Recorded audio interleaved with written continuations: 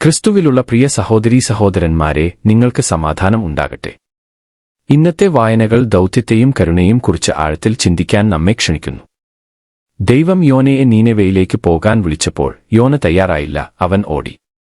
അവൻ ഭയം കൊണ്ട് ഓടിപ്പോയില്ല, ദൈവത്തിന്റെ കരുണ അർഹിക്കുന്നില്ലെന്ന് താൻ കരുതുന്ന ആളുകളിലേക്ക് എത്താൻ ആഗ്രഹിക്കാത്തതുകൊണ്ടാണ് അവൻ ഓടിപ്പോയത്. എന്റെ സുഹൃത്തുക്കളെ, പലപ്പോഴും അതാണ് നമ്മുടെ സത്യം. ചിലപ്പോൾ നമ്മൾ ഭയപ്പെടുന്നതുകൊണ്ടല്ല ദൈവത്തിൽ നിന്ന് ഓടിപ്പോകുന്നത്, അവന്റെ കരുണയോട് യോജിക്കാത്തതുകൊണ്ടാണ് നമ്മൾ ഓടുന്നത്. ഞാനല്ല, കർത്താവേ, മറ്റൊരാളെ അയക്കണമേ എന്ന് പറഞ്ഞിട്ടുള്ള മനസ്സില്ലാമനസ്സുള്ള ഓരോ ശിഷ്യന്റെയും കഥയാണ് യോനയുടെ കഥ. നമുക്കോരോരുത്തർക്കും ഒരു നീനെവേ ഉണ്ട്, നമ്മെ വ്രണപ്പെടുത്തിയ, നമ്മെ വേദനിപ്പിച്ച, അല്ലെങ്കിൽ നമ്മൾ കടക്കാൻ ആഗ്രഹിക്കാത്ത ഒരു വിഭജനത്തിന്റെ മറുവശത്ത് നിൽക്കുന്ന ഒരാൾ. എന്നിട്ടും ദൈവത്തിന്റെ ദൗത്യം എപ്പോഴും നമ്മെ പിന്തുടരുന്നു. യോനയെ കണ്ടെത്തിയ കൊടുങ്കാറ്റ് അവനെ നശിപ്പിക്കാൻ ഉദ്ദേശിച്ചുള്ളതല്ല, അത് അവനെ ഉണർത്താൻ ഉദ്ദേശിച്ചുള്ളതാണ്. നിങ്ങൾക്ക് നിയമനത്തിൽ നിന്ന് രക്ഷപ്പെടാൻ കഴിയും, പക്ഷേ നിങ്ങളെ വിളിച്ചവനിൽ നിന്ന് നിങ്ങൾക്ക് രക്ഷപ്പെടാൻ കഴിയില്ല. ഈ ആഴ്ച സത്യസന്ധമായ 3 ചോദ്യങ്ങൾ സ്വയം ചോദിക്കാൻ ഞാൻ നിങ്ങളെ ക്ഷണിക്കുന്നു. എന്റെ നീനെവേക്കാർ ആരാണ്? കരുണയ്ക്ക് അതീതരാണെന്ന് ഞാൻ രഹസ്യമായി കരുതുന്ന ആളുകൾ. വിലയേറിയ സ്നേഹം ഒഴിവാക്കാൻ ഞാൻ എവിടെയാണ്? ജോലി, തിരക്ക് അല്ലെങ്കിൽ അഹങ്കാരം എന്നിവയ്ക്ക് പിന്നിൽ ഒളിച്ചിരിക്കുന്നത്. അനുരഞ്ജനത്തിലേക്ക് ഇന്ന് എനിക്ക് എന്ത് ചെറിയ, കൃത്യമായ ചുവടുവയ്പ് എടുക്കാൻ കഴിയും? രാഷ്ട്രങ്ങൾ കോപിക്കുന്നതായും ഭരണാധികാരികൾ ഗൂഢാലോചന നടത്തുന്നതായും കുഴപ്പങ്ങൾ ഉയരുന്നതായും സങ്കീർത്തനക്കാരൻ വിവരിക്കുന്നു. ദൈവം എന്താണ് ചെയ്യുന്നത്? അവൻ ചിരിക്കുന്നു. ക്രൂരമായിട്ടല്ല, ശാന്തമായ ആത്മവിശ്വാസത്തോടെ. അവന്റെ രാജ്യം നമ്മുടെ പരിഭ്രാന്തിയെയോ നമ്മുടെ അഹങ്കാരത്തെയോ ആശ്രയിക്കുന്നില്ല. അവന്റെ ചിരി നമ്മെ ഭയമില്ലാതെ സേവിക്കാനും തളർച്ചയില്ലാതെ സ്നേഹിക്കാനും ക്ഷണിക്കുന്നു. ഒരുപക്ഷേ എല്ലാ പ്രഭാതത്തിലും ഒരു ലളിതമായ പ്രാർത്ഥനയോടെ ആരംഭിക്കാം. പിതാവേ, ഇന്ന് എനിക്ക് സ്നേഹിക്കാൻ കഴിയുന്ന ഒരാളെ എനിക്ക് കാണിച്ചു തരൂ. പിന്നെ ഉച്ചയ്ക്ക് മുമ്പ് പ്രവർത്തിക്കുക. തികഞ്ഞ പദ്ധതിയില്ല, വലിയ പദ്ധതിയില്ല, സാന്നിധ്യം മാത്രം. സുവിശേഷത്തിൽ ഒരു അഭിഭാഷകൻ യേശുവിനോട് ചോദിക്കുന്നു, എന്റെ അയൽക്കാരൻ ആരാണ്? നല്ല ശമരിക്കാരന്റെ കഥയിലൂടെ യേശു ഉത്തരം നൽകുന്നു, പ്രതീക്ഷകളെ തകിടം മറിക്കുന്ന ഒരു കഥ. ഒരു പുരോഹിതനും ഒരു ലേവ്യനും മുറിവേറ്റ ഒരാളുടെ അരികിലൂടെ നടക്കുന്നു. പിന്നെ ഒരു ശമരിക്കാരൻ, നിന്ദിതനായ ഒരു പുറംനാട്ടുകാരൻ, നിർത്തുന്നു. അവന്റെ മുറിവുകൾ ചികിത്സിക്കുന്നു, അവനെ സുരക്ഷിത സ്ഥാനത്തേക്ക് കൊണ്ടുപോകുന്നു, മടങ്ങിവരുമെന്ന് വാഗ്ദാനം ചെയ്യുന്നു. ആ കാരുണ്യമാണ് ചിലവേറിയത്. അത് വ്യക്തിപരവും പ്രായോഗികവും വിശ്വസ്തവുമാണ്. എന്റെ സുഹൃത്തുക്കളെ, അതേ സമരിയൻ മനോഭാവമാണ് ഇപ്പോൾ ലോകത്തിന് വേണ്ടത്, പ്രത്യേകിച്ച് അഭിമാനം, മത്സരം, പ്രതികാരം നമ്മെ നിർവചിക്കുന്നതായി തോന്നുന്ന നിമിഷങ്ങളിൽ. ഏഷ്യാ കപ്പിൽ ഇന്ത്യയുടെ വിജയത്തിനുശേഷം രാജ്യത്തിന്റെ ശ്രദ്ധ പിടിച്ചുപറ്റിയ ഒരു നിമിഷം ഉണ്ടായിരുന്നു. പാകിസ്ഥാൻ മന്ത്രിയിൽ നിന്ന് ഇന്ത്യൻ ടീം ട്രോഫി സ്വീകരിക്കാൻ വിസമ്മതിച്ചു. ചിലർ ഇത് ദേശീയ അഭിമാനത്തിന്റെ നിലപാടാണെന്ന് പറഞ്ഞുകൊണ്ട് ആർപ്പു വിളിച്ചു. മറ്റുള്ളവർ അസ്വസ്ഥരായിരുന്നു, അതിനെ കായികക്ഷമതയുടെ അഭാവമാണെന്ന് വിളിച്ചു. ഒരാളുടെ അഭിപ്രായം എന്തുതന്നെയായാലും നമ്മൾ ഇത് ഓർമ്മിക്കണം, പ്രതികാരപരമായ ആംഗ്യങ്ങൾ സമാധാനം കെട്ടിപ്പടുക്കുന്നില്ല, വിനയമില്ലാത്ത വിജയത്തിന് മുറിവുകൾ ഉണക്കാൻ കഴിയില്ല. കായികരംഗത്തും രാഷ്ട്രീയത്തിലും മതത്തിലും പോലും മത്സരം എളുപ്പത്തിൽ അവഹേളനമായി മാറുന്ന ഒരു കാലഘട്ടത്തിലാണ് നാം ജീവിക്കുന്നത്. എന്നാൽ ക്രിസ്തു നമ്മെ ഉയർന്ന ഒന്നിലേക്ക് വിളിക്കുന്നു. മത്സരങ്ങൾ മാത്രമല്ല, ഹൃദയങ്ങളും ജയിക്കാൻ അവൻ നമ്മെ വിളിക്കുന്നു. ലോകത്തെ അത്ഭുതപ്പെടുത്തുന്ന ഒരു കരുണ കാണിക്കാൻ. കൃപ വിദ്വേഷത്തെക്കാൾ ശക്തമാണെന്ന് തെളിയിക്കാൻ. മുറിവേറ്റ മനുഷ്യൻ ഏത് പക്ഷക്കാരനാണെന്ന് നല്ല സമരിയാക്കാരൻ ചോദിച്ചില്ല, അവൻ വേദന കാണുകയും അനുകമ്പയോടെ പ്രതികരിക്കുകയും ചെയ്തു. മനുഷ്യത്വത്തോടുള്ള ശത്രുതയെ മറികടക്കുമ്പോൾ യഥാർത്ഥ വിജയം അങ്ങനെയാണ് കാണപ്പെടുന്നത്. നമ്മുടെ രാജ്യത്തുടനീളം ആ ചൈതന്യത്തിന്റെ നേർക്കാഴ്ചകൾ നാം കണ്ടിട്ടുണ്ട്. 2018 കേരളം വെള്ളപ്പൊക്കത്തിൽ മുങ്ങിയപ്പോൾ അപരിചിതരെ രക്ഷിക്കാൻ മത്സ്യത്തൊഴിലാളികൾ അവരുടെ ചെറിയ ബോട്ടുകൾ വെള്ളപ്പൊക്കമുള്ള തെരുവുകളിലേക്ക് ഇറക്കി. അവർ മതത്തെക്കുറിച്ചോ സംസ്ഥാനത്തെക്കുറിച്ചോ ചോദിച്ചില്ല, ഒരു ജീവിതം ഒരു ജീവിതമാണ് എന്ന് അവർ പറഞ്ഞു. അതായിരുന്നു വെള്ളത്തെക്കുറിച്ചുള്ള സുവിശേഷം.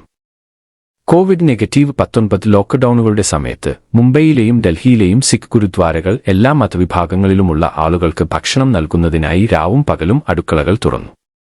ബാംഗ്ലൂരിലെയും മാഹിമിലെയും കത്തോലിക്ക ഇടവകൾ ഭക്ഷ്യബാങ്കുകളും ഓക്സിജൻ ഡ്രൈവുകളും നടത്തി. സ്നേഹം ആവശ്യപ്പെട്ടതിനാൽ സന്നദ്ധ പ്രവർത്തകർ അണുബാധയെ അപകടത്തിലാക്കി. ചെന്നൈയിലെ ഒരു നഴ്സ് പറഞ്ഞു, ഞാൻ തൊടുന്ന ഓരോ രോഗിയും വേദന അനുഭവിക്കുന്ന യേശുവാണ്, അതാണ് യൂണിഫോമിലുള്ള കരുണ. ഇന്ത്യയിലുടനീളം യുവാക്കൾ ക്രിസ്ത്യൻ, ഹിന്ദു, മുസ്ലിം വിശക്കുന്നവർക്ക് ഭക്ഷണം നൽകാനും ഒറ്റപ്പെട്ടവർക്ക് ആശ്വാസം നൽകാനും ചെറിയ പദ്ധതികൾ നടത്തുന്നു. വലിയ ബജറ്റുകളില്ല, വലിയ ഹൃദയങ്ങൾ മാത്രം.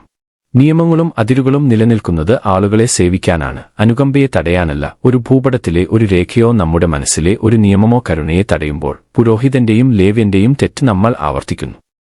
സാമൂഹികമോ ദേശീയമോ വൈകാരികമോ ആയ ആ അതിരുകൾ മറികടക്കാനും കരുണ സൗകര്യത്തെ മറികടക്കാനും ദൈവം നമ്മെ വിളിക്കുന്നു. ഇന്ത്യയ്ക്കും പാകിസ്ഥാനും ഇടയിൽ പോലും കരുണയുടെ നിശബ്ദ പ്രകടനങ്ങൾ നാം കണ്ടിട്ടുണ്ട്. അതിർത്തികൾ കടന്ന് രോഗികളെ ചികിത്സിക്കുന്ന ഡോക്ടർമാർ, ഉത്സവ ദിവസങ്ങളിൽ മധുരപലഹാരങ്ങൾ കൈമാറുന്ന പട്ടാളക്കാർ, ഇതുവരെ കണ്ടിട്ടില്ലാത്ത ബന്ധുക്കൾക്കായി ഇപ്പോഴും പ്രാർത്ഥിക്കുന്ന കുടുംബങ്ങൾ. ഇവ പ്രധാന വാർത്തകളല്ല, പക്ഷേ അവ പ്രതീക്ഷാരേഖകളാണ്. യഥാർത്ഥ കരുണയ്ക്ക് എപ്പോഴും എന്തെങ്കിലും വിലയുണ്ട്. സമരിയാക്കാരനെപ്പോലെ മുൻവിധികൾക്ക് അപ്പുറത്തേക്ക് നോക്കാനും അസൗകര്യമുണ്ടാകുമ്പോൾ നിർത്താനും ഉദാരമായി ചെലവഴിക്കാനും പ്രതിബദ്ധത പുലർത്താനും നമ്മെ വിളിക്കപ്പെട്ടിരിക്കുന്നു.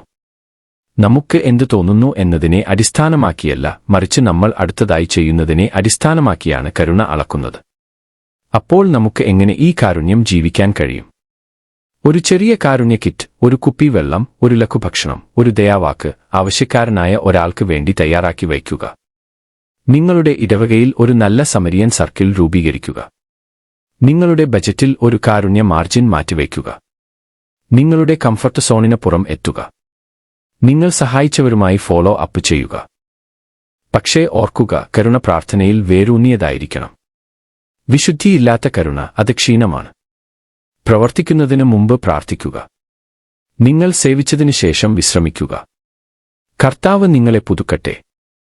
മത്സ്യത്തിന്റെ വയറ്റിൽ നിന്ന് ഞാൻ കർത്താവിനോട് വിളിച്ചു, നീ എന്റെ വാക്കുകൾ കേട്ടു എന്ന് പ്രാർത്ഥിച്ചപ്പോഴാണ് യോനായുടെ വഴിത്തിരിവ് ഉണ്ടായത്. നമ്മുടെ വഴിത്തിരിവ് കുമ്പസാരത്തിലോ നിശബ്ദ ആരാധനയിലോ ആകാം, ദൈവത്തെ ദൗത്യത്തിനായി നമ്മുടെ ഹൃദയങ്ങളെ പുതുക്കാൻ അനുവദിക്കുമ്പോൾ. ദിവ്യകാരുണ്യത്തിൽ നമുക്ക് ലഭിക്കുന്നത് നമ്മൾ ആയിത്തീരുന്നു, മറ്റുള്ളവർക്കായി തകർന്നതും ചൊരിയപ്പെട്ടതുമായ ക്രിസ്തുവിന്റെ ശരീരം. ആ ത്യാഗപരമായ സ്നേഹം ഓരോ കാരുണ്യ പ്രവൃത്തിക്കും ഇന്ധനമാകുന്നു. അതിനാൽ നിങ്ങൾ വേണമെങ്കിൽ യോനയെപ്പോലെ ചിന്തിക്കുക, എന്നാൽ ശമരിക്കാരനെപ്പോലെ അനുസരിക്കുക. ദൈവം നമ്മോടൊപ്പമോ അല്ലാതെയോ നീനെവയിൽ എത്തും. ചോദ്യം ഇതാണ്, വഴിയിൽ നമ്മുടെ ഹൃദയങ്ങൾ പരിവർത്തനം ചെയ്യപ്പെടുമോ? ഇന്ന് രാത്രിയോടെ നീ നിർത്തിയതിനാൽ ഒരു വ്യക്തിയുടെ ഭാരം ലഘൂകരിക്കട്ടെ. അതാണ് ഒരു ശിഷ്യന്റെ യഥാർത്ഥ അളവ്. നമുക്ക് പ്രാർത്ഥിക്കാം. കർത്താവായ യേശുവേ, ഞങ്ങളുടെ ഒഴികഴിവുകളും രക്ഷപ്പെടൽ പദ്ധതികളും തടസ്സപ്പെടുത്തുക. കാണാൻ ഞങ്ങൾക്ക് കണ്ണുകളും നിർത്താൻ കാലുകളും ബന്ധിപ്പിക്കാൻ കൈകളും മടങ്ങിവരാൻ ഹൃദയങ്ങളും തരൂ.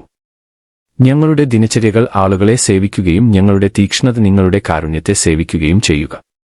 ആമേൻ. പോയി അതുപോലെ ചെയ്യുക. അളക്കാവുന്ന വിധത്തിൽ, തടസ്സപ്പെടുത്താവുന്ന വിധത്തിൽ, സ്നേഹത്തോടെയും സേവനത്തിലൂടെയും നിങ്ങളുടെ വിശ്വാസം പ്രകടമാക്കുക.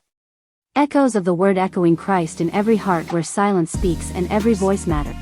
Rooted in Carmelite contemplation and creative prophecy reflections, visuals and captions. Crafted with love and multilingual. Inclusive. Spirit-led. You are not just a viewer, you are part of the echo. Join a community that honors every voice. Let the word resound through hearts, screens, and lives. Welcome home. May every post be a prayer, every image a window to grace. Subscribe, share, commit. Prayer requests and mass intentions. We believe in the power of prayer and the grace of community. If you'd like us to lift your intentions in prayer or include them in our mass offerings, you can write to us. Email, echosofttheword@proton.me. Mobile phone WhatsApp, +918981223485.